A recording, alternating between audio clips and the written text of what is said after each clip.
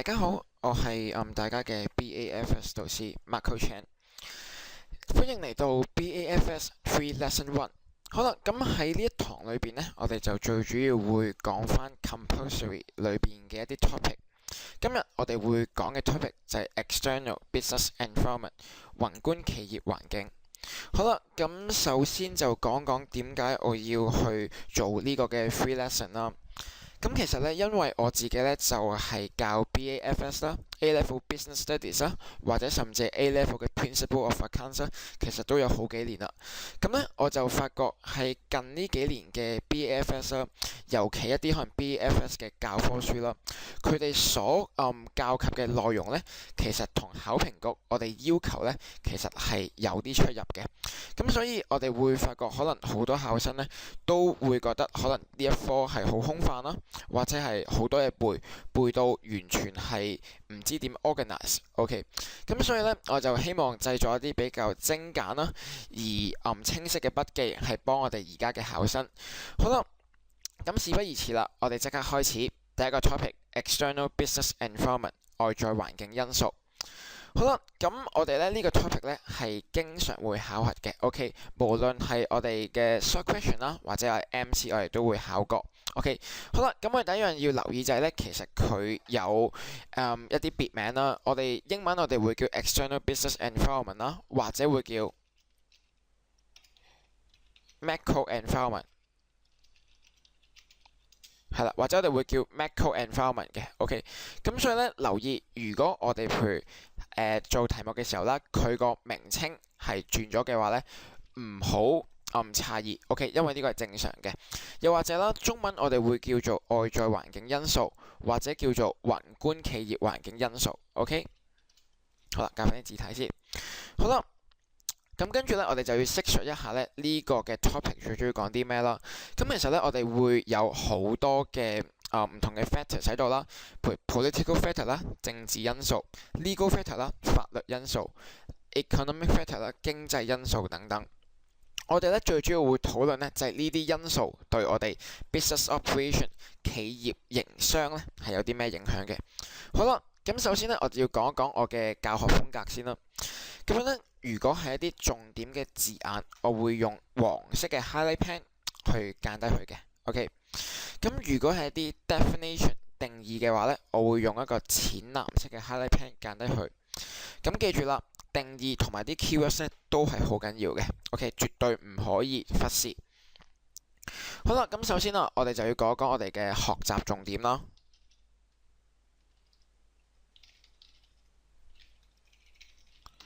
好啦，咁喺呢度裏邊咧，其實咧，我哋最主要咧係想釋述我哋呢啲唔同嘅 factors 同我哋個 business operation 嘅互動關係嘅。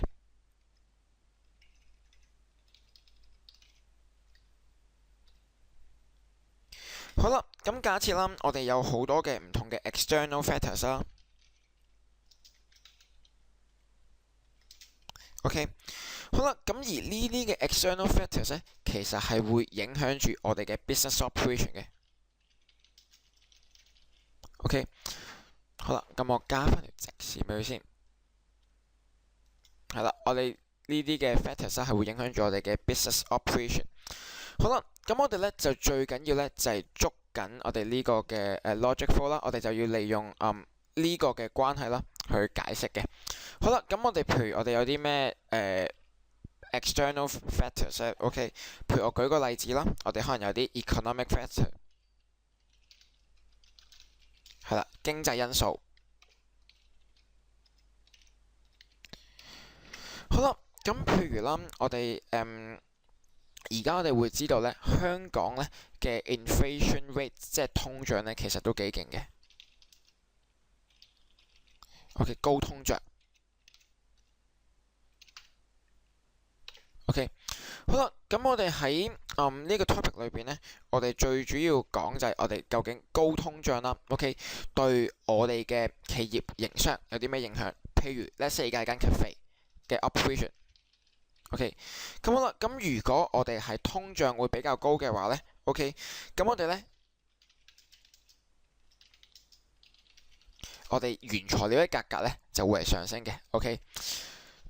好啦，即係我哋原材料價格咧就會比較貴啦。OK，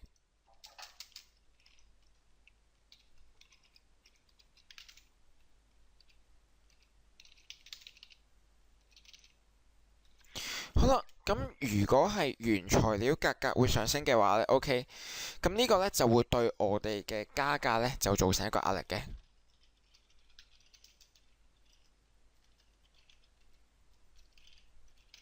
係啦，我哋會有一個加價嘅壓力喺度啦。OK，咁所以咧呢個咧就對我哋企業咧營商咧有一個 unfavorable 嘅 effect。OK，好啦，咁即係話啦，其實我哋成個嘅成個嘅課題啦，最主要講緊就係呢啲嘅 external factors。OK，透過我哋嘅 logic flow 啦，對我哋嘅 business operation 有啲乜嘢嘅影響嘅。OK，咁呢個咧就係我哋成個 topic 咧嘅討論嘅核心。OK，好啦，咁而家咧我哋咧就會去到唔同嘅external factors 度啦，同大家講講入邊有啲咩詳細嘅 indicators 啦。OK，好啦，咁我哋咧就可以去下一版啦。咦，唔好意思，有啲錯睇。好啦，咁第一個咧就係我哋嘅政治因素。OK，political factor。好啦，咁喺呢度裏邊咧，我哋個 definition 咧就係指緊it refers to government policies and regulation towards private enterprise。OK，好啦，呢度咧就最主要講緊我哋一啲嘅政策啦，同埋啲管制啦，對我哋嘅私營企業咧有啲乜嘢嘅影響嘅。OK，好啦。咁我哋咧就我哋呢度亦都會講及到可能我哋啲政治環境啦，OK，香港嘅稅制啦，我哋有冇資本限制啦，有冇貿易障礙等等。好啦，咁首先咧，我哋咧就可以去到下邊呢個表度先。咁下邊呢個表咧，我哋可以見到分成為左邊同埋右邊嘅。OK，好啦，咁左邊呢一 part 咧，我哋係一啲subheadings 嚟嘅。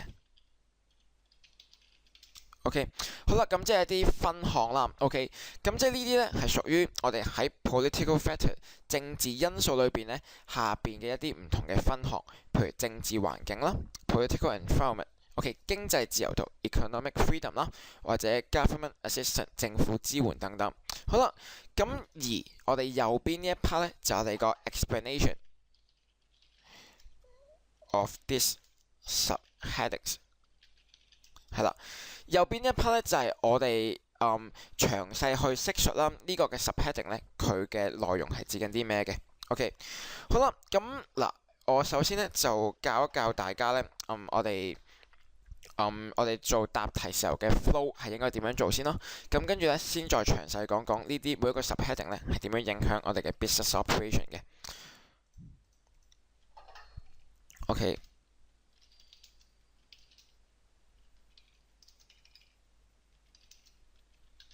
係啦，答題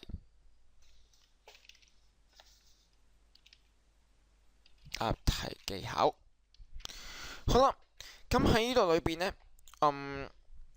我哋呢其實答每一個嘅題目嘅時候呢，我哋呢係會先呢係講述咗我哋呢一個嘅factors 係講緊啲咩先啦。OK， 譬如好簡單，我哋呢度嘅 political factors 啦。OK， 政治因素。好啦，咁其次啦，我哋講完呢個因素之後呢，我哋會講翻呢一個嘅因素嘅 definition 係啲乜嘢。OK， 定義。咁即係話啦，喺度裏邊啦，就係指緊我哋啲政府對私營企業營商嘅政策同埋管制。OK， 好啦，咁當我哋答完呢度之後啦，唔好以為答完。OK， 其實個重點呢，就係在於我哋呢啲嘅 subheadings。OK，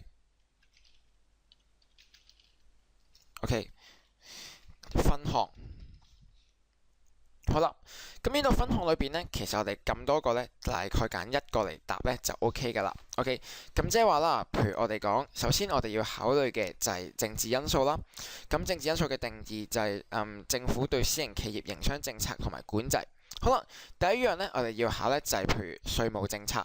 好啦，咁我哋香港嘅稅務政策啦，就係其實相對係比較 attractive 嘅，因為我哋香港咧嘅稅項啦就會相對比較低，大約係15% 至到16.5%。咁所以呢啲對我哋企業嘅營商咧係有一個 favorable 嘅 effect 喺度嘅。OK。係啦，好啦，咁所以咧，我哋最簡單、最 basic 嘅答題 flow 咧，我哋就會知道，首先我哋答咗個 key point 啦，就係 political factor，再加 definition。其次咧，我哋要喺個 subheading，因為 subheading 咧先能夠好 concrete、好具體咁樣咧，係解釋到呢個嘅 political factor 係啲乜嘢嚟嘅。咁所以咧，我哋就會攞個 subheading 出嚟啦，就解釋呢一個嘅因素對我哋嘅企業營商 business operation 咧有啲咩影響。OK， 咁呢個咧就係一個最 basic 嘅答題 flow。好啦，咁跟住咧，而家咧就講一講每一個嘅 subheadings 啦，對同我哋嘅詳細嘅 elaboration 啦。好啦，咁首先啊，第一個咧就係政治環境啦。咁我哋咧就會 concern 究竟有冇戰爭啦、政變啦、騷亂啦或者恐怖襲擊等等嘅。好啦，咁記住我哋答external business environment 喺呢個課題裏邊咧，我哋必須係熟悉香港嘅環境嘅。OK，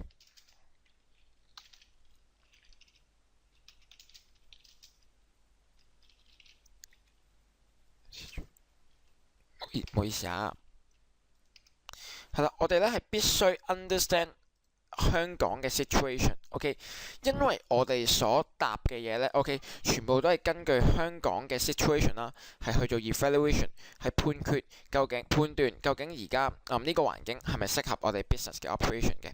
好啦，咁我哋上述所講嘅所有例子啦，我哋香港咧所面對嘅風險咧係相對比較低嘅，低風險。係啦，咁所以譬如外資嚟到香港，譬如成立一啲企業嘅話咧，呢個會係一個有利嘅因素。OK，咁相對於譬如其他中東國家啦，咁呢個更加係香港嘅優勢。好啦，因為佢哋嗰啲嘅戰爭啦係會比較頻繁。好啦，第二啦就係我用紅色就間住我寫嘅嘢啦。好啦，第二啦就係我哋嘅經濟自由度啦。OK，好啦，咁經濟自由度咧，我哋就會考慮我哋有冇 free flow of capital 啦。咁我哋喺香港咧係有嘅。OK， 咁我加翻個符號落去先。OK， 好啦，咁我哋香港啦係有 free flow of capital 啦。OK， 好啦，咁另外啦，我哋對 foreign control 即係外匯管制咧，香港係冇嘅。OK， 香港係冇嘅。好啦，咁香港咧係一個相對咧比較自由啦嘅投資嘅制度嘅。OK， 好啦，咁我哋呢啲嘅所有嘅政策啦，OK 係 support 係支援咧support Hong Kong as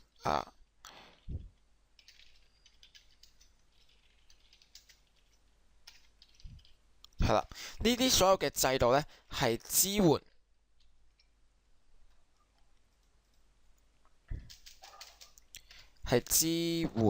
香港成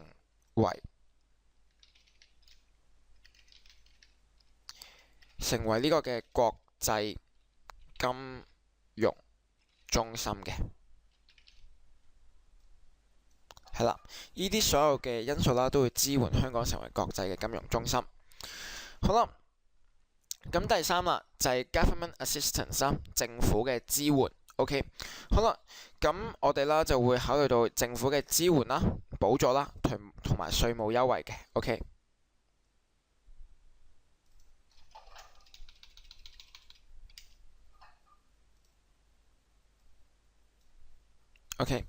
好啦，咁香港嘅政策咧喺呢方面咧就比較一視同仁嘅。OK， 無論外資企業啦或者本地嘅企業啦，我哋所收嘅稅項啦都係大致相等嘅。OK， 好啦，咁跟住啦，另一個我哋會考慮嘅分項啦，就係我哋嘅 tax policy 稅務政策。OK， 好啦，咁我哋香港嘅稅務政策咧，OK 係我哋奉行一個低稅率，OK，for both profit tax 同埋 salary tax 嘅低稅率。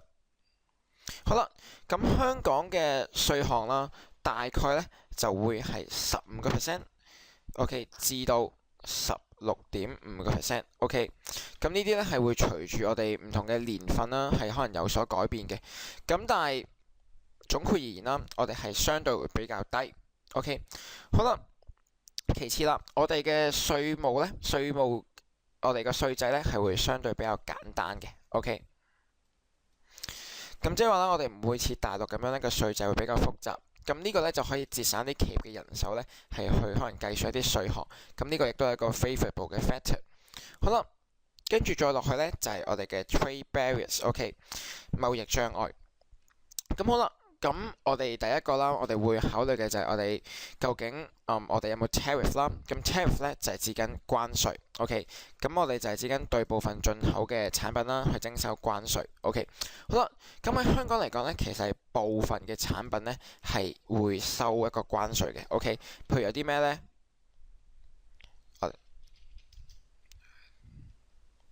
？OK，我哋會收關稅嘅產品，譬如有車啦。OK，或者係一啲嘅可能煙草嘅產品等等啦。OK，好啦，咁但有啲 items 咧，我哋係唔收關稅嘅。咁因為我哋上屆財咧就支持香港成為一個嘅紅酒之都啦，咁所以我哋啲紅酒啦，我哋都係冇關稅嘅。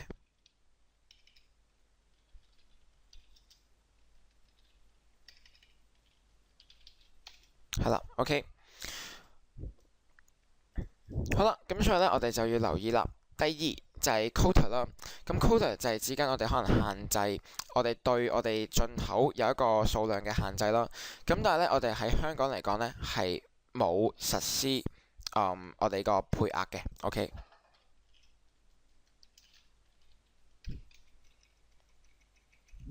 好啦，我哋喺香港咧係冇嘅。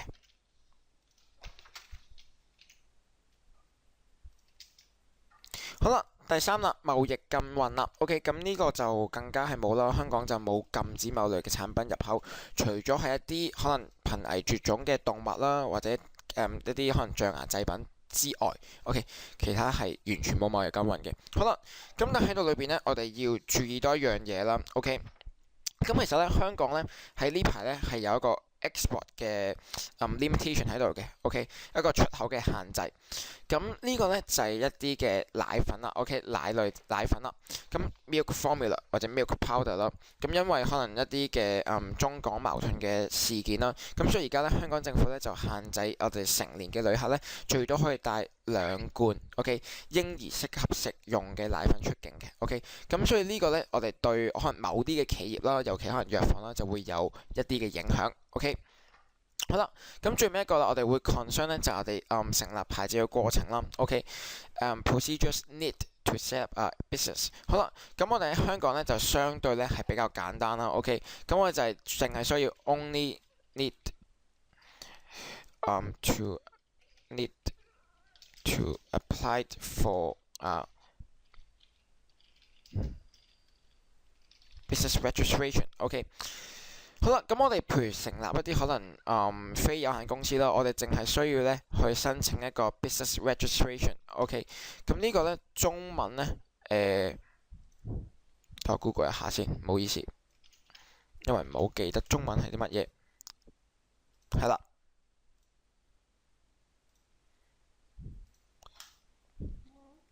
係啦，我哋中文咧就叫做商業登記，OK。咁佢哋咧嘅申請嘅手續咧，其實都係十分之簡單嘅，OK。咁呢個就方便我哋啲投資者啦去成立企業，促進呢個經濟發展嘅，OK。好啦，咁我哋頭先啦用咗幾分鐘咧，就簡介咗成個 political factor 咧有啲乜嘢嘅因素啦，OK，同埋有啲咩嘅subheading 喺入邊啦。好啦，咁記住一樣嘢啦，大家溫書嘅時候咧，一定要 understand 我哋左邊呢一堆嘅 keywords，OK，呢度咧全部咧都係我哋嘅 keywords 嚟嘅。咁即係我哋答題目嘅時候咧，除咗我哋要答到大 topic 啦，我哋個 political factor 之外咧，我哋仲要係抽其中一個嘅 subheading 啦，OK，咁呢個就係我哋嘅 keywords 啦，就去做一個論述嘅。OK，咁我哋最 basic 嘅答題嘅 flow 咧就已經講咗喺度啦。OK，好啦，放心，有個詳細嘅 flow 嘅，我哋一陣間會再同大家講。